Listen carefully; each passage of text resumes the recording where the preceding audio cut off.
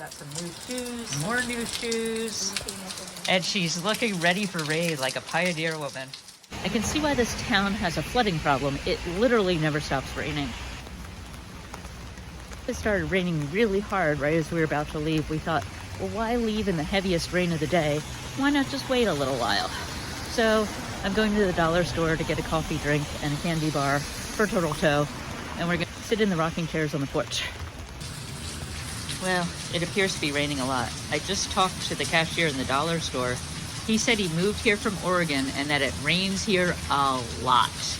I asked him, but doesn't it rain in Oregon a lot? He said, not like this. Oh my God, it just keeps getting harder and harder and harder. We've been trying to wait for it to stop raining, but that is not going to happen. As Turtle Toe said, do you think we'll make it to Standing Bear? And I said, well, not if we don't leave.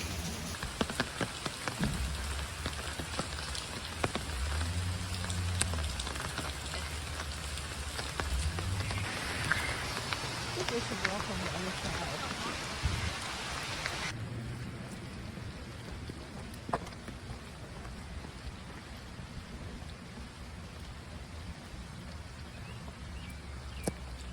Yeah, a little break in the rain showers. I'm taking the trail.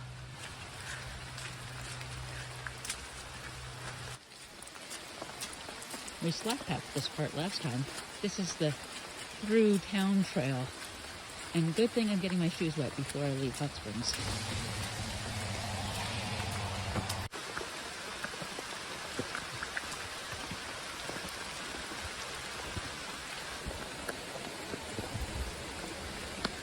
Let's see, turn around. We need to see the back.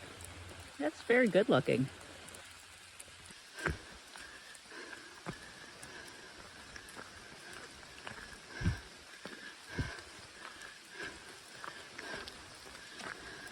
Oh my God. An overabundance of mountain laurel. The rain might be clearing.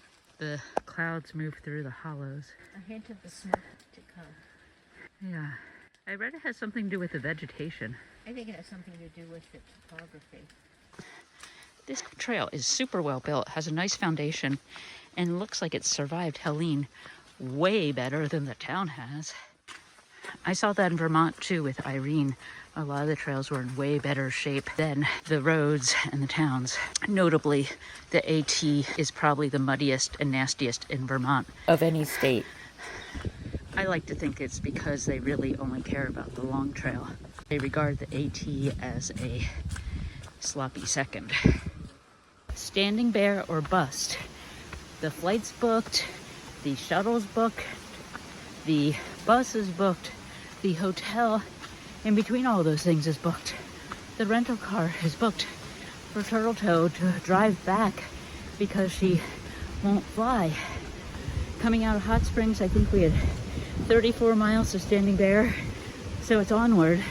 The horrible rain, which was lighter than when we sat on the porch, has stopped after about an hour of uphill, and it's sunny and breezy.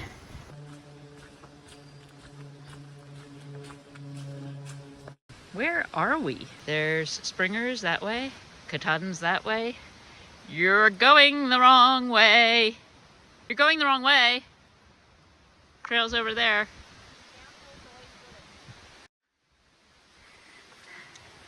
I have very strong memories of this hillside being super slippery on the way down last year.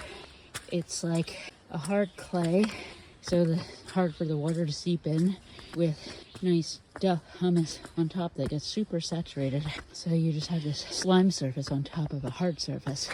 Evidence of slippage.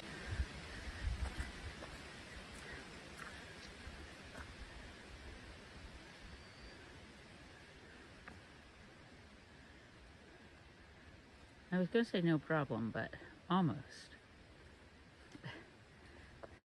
We're climbing Bluff Mountain, which is essentially the 10 miles out of town just leads to the summit of Bluff Mountain. But this is a very graduated climb. Nice old tree is calming I also found Elmer's Sunnyside, which has basically been a hostel or boarding house since sometime in the late 1800s. Very soothing and comforting with its Victorian fireplaces, its old wood floors, its bookshelves of books, and its good, authentic, good old hippie morals. I just really liked being there, even though a number of things were not quite working their best. I really loved all the porches and the breezes. It really felt like a respite from the trail, even though we were there with a bunch of other thru hikers. And the pizza at Vinyl Pies was amazing. We went back twice. The Smoky Mountain Diner, of course we went there twice. I'm only sad we didn't go there for catfish and mac and cheese. But Turtle Toe did have a third meal there. She had rhubarb pie and coffee yesterday afternoon. Hot Springs is just a great town. They love their AT thru hikers. Good, God-fearing, very southern town. Lots of hillbillies and trucks and everything else. And lots of old hippies and kayakers and crazy water people. And the best thing, a very, very strong sense of community. It's not a big town, but there's a lot of different stuff going on. Not as much now, as a lot of businesses are still trying to rebuild.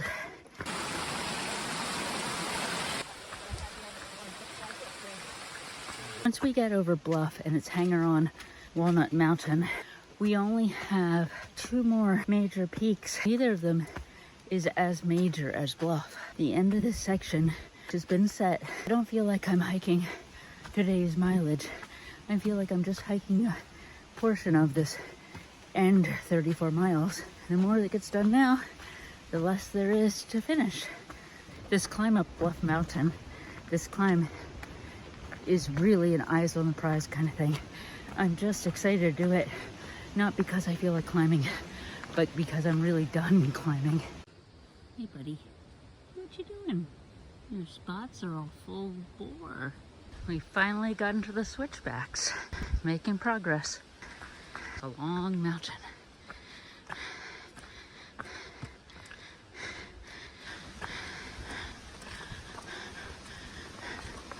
Oh no.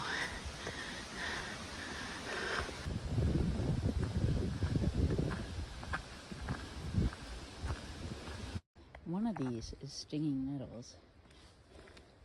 I'm not quite sure which one, but they are stinging. Oh, jeez. I spy a salmon shell. Oh my gosh. Some other day, and then was too befuddled to use it. I wonder if this is actually salmon shell. I wonder if the one the other day was. I wasn't 100% sure, so that was part of the problem.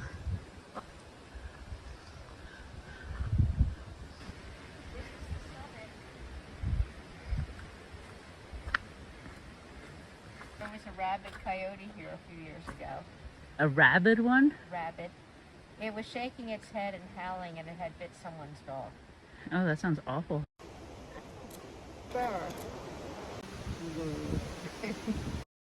Last year we camped on top of Bluff Mountain, and this year I do not see the campsite, which is weird because I'm usually pretty good with locations.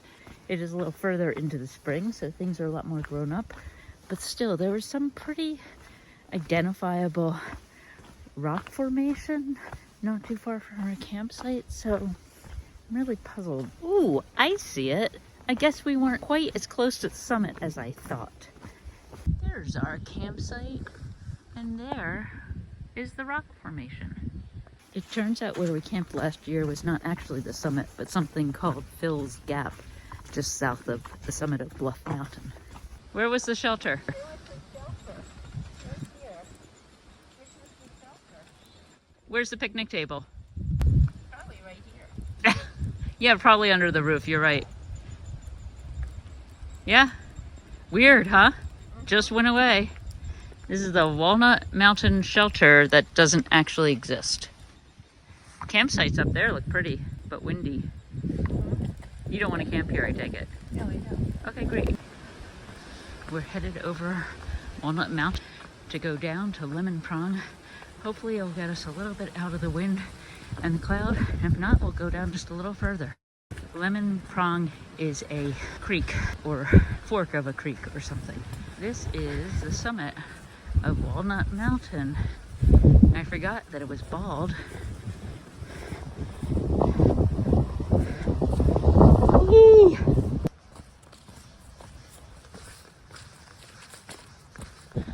Why is it so dark?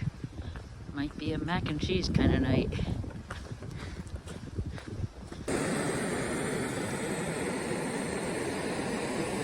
So many choices. You can take one. We're trying a new thing, which is being actually careful and setting up the tent carefully so that we don't have a flood. So this is the crucial part. I think that the outside layer got somehow inside of the inside layer, and our floor was just like collecting water. Let's see. This side looks good too. I'm keeping my stuff vestibule, right?